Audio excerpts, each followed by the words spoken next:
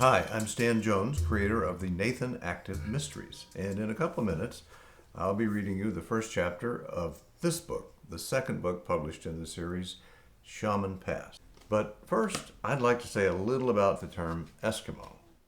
As you may have heard, it's being replaced in formal speech and writing by the term Inuit. However, Eskimo is still in general use in Northwest Alaska, and that's the practice followed in the series. So here we go. In this second book in the Nathan Active series, Nathan must investigate the murder of a tribal leader who was stabbed to death with an antique harpoon that was recently returned to the community under the Indian Graves Act. And now, Chapter 1 of Shaman Pass. Should I take it out? The paramedic from the Chukchi Public Safety Department dropped to her knees beside the mortal remains of Victor Solomon, then looked up at Alaska State Trooper Nathan Active and repeated the question with her eyes. Active snapped the cap into place over the lens of his Nikon, tucked the camera inside his parka, closed the zipper, put his mittens on, and considered the paramedic's question as he gazed around Victor Solomon's sheepfish camp on the ice of Chukchi Bay. Active hated moments like this even more than most moments at a death scene. Instinct told him the proceedings ought to be as solemn as the event itself, the questions as profound as the fact of a human soul moving on to the hereafter, if there was one. Instead, it always came down to this kind of niggling decision. Should the shaft, protruding approximately 4 feet from Victor Solomon's chest, be left in place?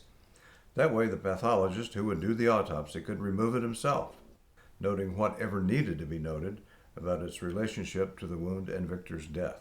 Or should it be removed to facilitate the body's transportation by snow machine and Akio from Victor's sheepfishing camp across 8 miles of sea ice to the village of Chukchi? Active turned and looked. The town was just discernible through the milky haze as a line of dark rectangles on the horizon. Vera Jackson, the paramedic, pointed at the fiberglass Akio hitched to the back of her snow machine, a blue and black Arctic cat. He'll get a lot of bouncing around on that. It might make the wound bigger, or the harpoon might fall out and get lost. The wind whipped her hair, raven black with streaks of ice gray, into her bright dark eyes. She blinked and tucked the hair into her parka hood. Active turned back to the corpse and studied the harpoon shaft. The upper section was of dark, weathered wood, very old from the look of it. The wind had dusted it with snow since Victor's killing, an undetermined number of hours earlier, but it was still obvious the wood had been worked to make the shaft round and smooth. The lower section was ivory, lashed to the wood above it with some kind of tough-looking handmade thong, rawhide or sinew probably. The ivory section disappeared into Victor's chest just below the breastbone. Active stamped his sorrels on the snow-covered ice, pounded his mittened hands together, and turned his back to the bone-saw wind rolling in from the west. Why would anyone kill an old man like Victor Solomon, and why with an old harpoon, if that's what it was? Why not something quick and sure, like a gun? And why not on a warmer day? Maybe we could take it apart right above the ivory piece there, Active suggested. Saw through those thongs holding it together? That, he thought, would preserve the evidence and solve the transportation problem, too. You bring a saw, Vera? The paramedic rose from her kneeling position by Victor and wrinkled her nose in the Inupiat no. When they said he was just lying by his sheepfish hole, I didn't bring anything like that. We only bring a saw if we had to cut them out of a car or airplane or something. Active looked at the 2 civilians within earshot and lifted his eyebrows in question. You guys got a saw? One was an Inupiat teenager named Darvin Reed, the she-fisherman who had found Victor dead on the ice and reported it by telephone to the dispatcher at the Chukchi Public Safety Building. Active couldn't help considering the cell phone element of the case mildly remarkable. Sure, there was no reason the Arctic or the Inupiat should be any less accessible to the reach of modern technology than anyone else, or any less susceptible. But still, the other civilian was Darvin's she-fishing partner, a white kid. His name was Willie Samuels. Active had asked the 2 to wait, and they were watching the proceedings from the seats of their snow machines. Both shook their heads no in answer to Active's question about the saw. A half dozen other civilians watched from about 50 yards away.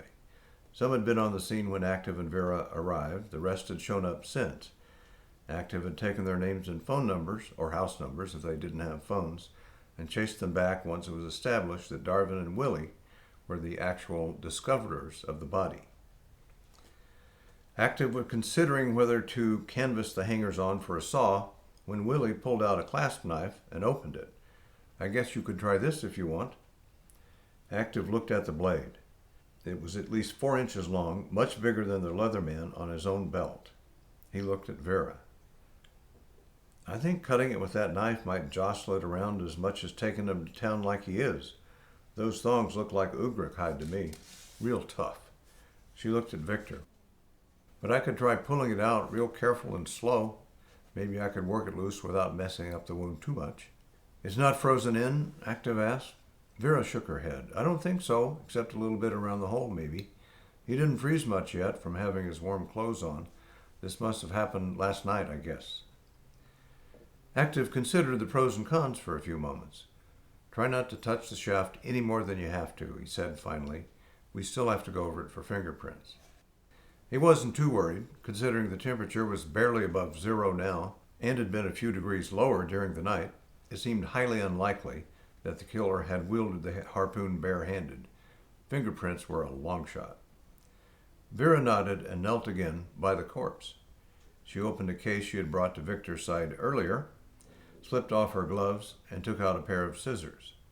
Victor's heavy parka had evidently been unzipped when he was impaled by the thrust up into his chest cavity, but Vera had to cut through a down vest, a plaid wool shirt, and an undershirt, all soaked with frozen blood, to expose the entry wound. She laid the scissors aside, put on her gloves, and gripped the shaft with both hands, rocking it gently. "Feels like the head is stuck," she said. "It must have gone through him and got in his rib cage in the back, or his spine." She rocked the shaft again, then applied a little twisting motion, and that was enough. The shaft popped out of Victor's chest with a wet slurp. Vera rocked back and caught herself, and suddenly they were looking at 10 or 12 inches of bloody ivory. Vera pointed with a surprised expression at the tip, which was not a head at all, but a nicely tapered cylinder squared off at the end as if to fit in a socket. "I guess the head came off inside him." Active heard the buzz of an approaching snow machine and turned, prepared to shoo away another curious civilian. But no, he recognized the red parka and wide middle-aged shape of Jim Silver, the city police chief of Chukchi. The chief pulled up, shut off his snow machine, and stepped over to Victor Solomon's corpse. He motioned to the harpoon in Vera's hands and asked, "Okay if I take a look?" Active studied the chief's pockmarked face for a moment. "Sure, but we are outside the city limits." Silver grinned. "Easy, Nathan, I know it's trooper jurisdiction, but I got a feeling when I heard about that harpoon." "Harpoon? How?" "There was one taken in the museum burglary," Silver said. "You knew that, right?" Active stared at the police chief, then at the shaft. "No, I didn't know. I thought all they got was Uncle Frosty." "No, there were some other odds and ends, too, according to the paperwork from the Smithsonian," Silver said. "A mammoth ivory amulet with an owl's face on it and a harpoon." "This harpoon?" Silver shrugged. "It sure looks like the picture the Smithsonian sent. There aren't a lot of harpoons around nowadays, especially with ivory at the business end. Like I said, I got a feeling."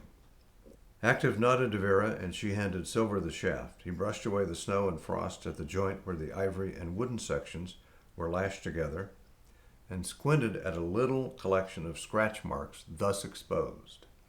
He grunted and shook his head. "Shit, I was afraid of this. It's Uncle Frosty's harpoon, all right. Fucking Calvin."